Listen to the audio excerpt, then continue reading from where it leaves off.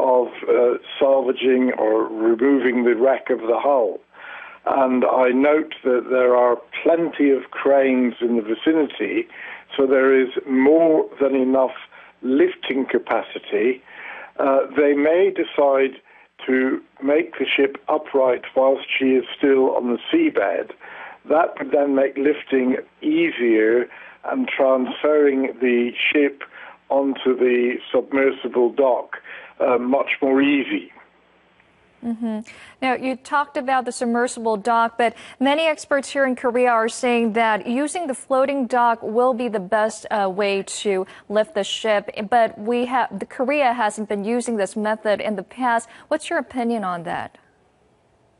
Well, I'm inclined to agree that it is probably the best way of doing it. And whilst there may not be the expertise in Korea, there is international expertise, and interestingly, this is the method they intend to use for phase 2 of the Costa Concordia salvage. So there is a precedent. It's not easy. Please don't misunderstand me. This is not an easy operation, but it is within, if there is international help and experience available, that might assist the Korean salvage company in achieving its aim. In line with the previous question, now, considering the size or weight of the ship and how it has completely flipped over as it sank, what kind of special equipment or personnel are needed in the salvage? Well, ideally, you would want people there who have done this sort of thing before. And I know internationally there are people available, and I'm quite sure the Korean salvage company and other Korean experts would call upon that aid, because it would certainly make the operation much safer and much more certain to be successful.